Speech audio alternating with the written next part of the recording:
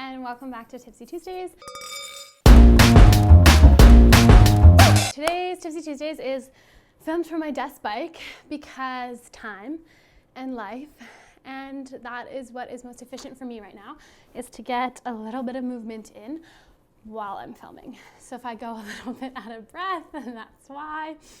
So today's topic is going to be all about saying no. Now, there's many reasons why you might say no to a project, but basically we're going to start off with why I'm saying no. So 2020 for me is the year of boundaries. I want to set more boundaries in my business, in my personal life, and just try and stick to them.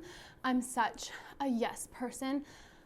I want to say yes to everything. I love all the projects. I love all the things, but I can't, and neither can you. There's so many good quotes about this, but the one I love is, you can't pour from an empty cup. So you can't give the best of you to someone when they need it or when you want to if you don't have a full cup, meaning you aren't spread too thin or completely drained. The reason why this topic came up, I was gonna film about something completely different right now. But yesterday, which was Tuesday, when we were supposed to do the filming, I just couldn't. There wasn't enough time. I just had to say no. I was like, I can't do this right now. So by saying no, it was liberating for me. You know what? Tipsy Tuesday doesn't have to be on a Tuesday. So I said no. So I'm gonna give everyone some tips about saying no as well. By saying no to what we don't want, we create so much more room for the yeses to what we do want. So that is what's so important about saying no. There's this quote by Brina that I really love. Daring to set boundaries is about having courage to love ourselves, even when we risk disappointing others. And I just love that quote. It's so true.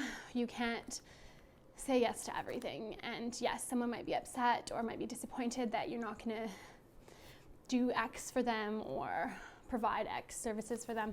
But at the end of the day, it's about you. Self-love. Reasons you might say no. Now, this is for everything. This is not just related to business. I'm going to go over a few personal examples as well, but definitely it can be applied to anything. So why we might turn down a project or say no: you already have a full workload. Fair. You can't take on anything else. You are short either time or energy. Fair. You know you won't be able to deliver what either if it's a client or a friend needs from you. So this can be a multitude of examples that I'll go over after.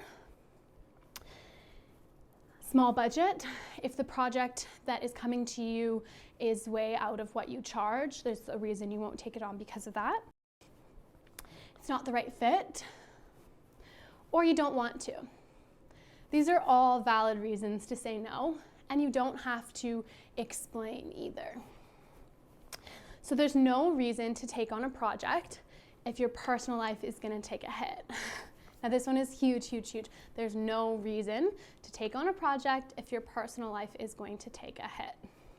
Going back to those reasons why you might say no, now here are some ways how to say no. So if someone reaches out to you wanting something that either is a small budget or it's actually not your area of expertise or it isn't a right fit, what you can say is, "Hi, lovely client. The project you have in mind sounds awesome. I really appreciate that you considered me and reached out to me. Thank you. Unfortunately, I don't think I'm the right fit for this project. I'd like to suggest a few other freelancers who would be a better fit for you. List them here. Please keep me in mind for any future work you have in X." So this is where you're going to put my area of expertise. "For any future work you have in mind in X, where I can serve you best in my business. Thanks again, Brina." So by suggesting other people that will be better fit, you are actually serving them better than if you take on a project that is not your area of expertise or you don't like doing. You're actually serving these clients better by saying no. Now, if it's out of budget, you can say the exact same beginning: "Hey, thanks for thinking of me. I love that you reached out to me. If your budget has some wiggle room, I'm happy to discuss it with you. Here are my packages and prices. However, these are some other options that might suit your budget better. So if someone comes to you with a project that their budget is $100 and your services are $1,000, well, the chances of the wiggle room might not happen. You can still suggest it, you can still offer if you want to do the project, but by suggesting someone else that may be in their budget or other options or even just resources, you can link like, here are some blog posts you might find helpful. Here are some YouTube videos you might find helpful. Just by giving them something, you're not just saying, hey, no, don't want to, can't do it. It's just a little bit nicer to receive. These next 5, I honestly couldn't have written better myself. Amber Ray, her Instagram is at @HeyAmberRay. I'll tag it here as well. She has these 5 responses to saying no with love, and I absolutely love them. So I'm just gonna read those that she has. Your project sounds wonderful. As much as I'd love to be involved, I cannot give your project the attention it deserves right now. I'm cheering for your success. Boom. So easy. That's a I don't have time, but how nice is that to receive an email? I cannot give your project the time it deserves. I'm cheering for your success. Amazing. Number 2, while my heart wants to say yes, the reality of what's on my plate right now makes this a no. Thanks for thinking of me. Easy. Number 3, I'm touched by your requests. I'm in a season of no right now. It's hard for me to say no, yet so necessary. I'm grateful our friendship allows me to be honest about where I am. So this is a perfect response to anything non-business related that you just can't say yes to. You get invited to a first birthday party, and as much as you really, really, really want to be there, you just can't. There's too much going on. The end, I'm grateful our friendship allows me to be honest about where I am, is so powerful. That is like, it's beautiful. If a friend said that to me and was like, hey, I really want to do this, but like, I can't, and I'm so grateful that our friendship allows me to be honest about that. That's amazing. You can't even be like upset about it. It's good. I'm tearing up a little bit. Friendship. Okay. Number 4. Thank you for your note. I know what it takes to ask for support. I get so many requests that this is a commitment I can no longer make. Here are some resources that you might find helpful. So this is if you get an inquiry for like a collaboration or a project that just like doesn't work for you right now, or to donate to something and you've already hit your donation maximum for the year, whatever it may be. Thank you for your note. I know what it takes to ask for support. I get so many requests that this is a commitment I can no longer make. Here are some resources you may find helpful. And then link whatever it might be. Awesome. Number 5. No, thank you. That's it. No, thank you. You don't have to say why.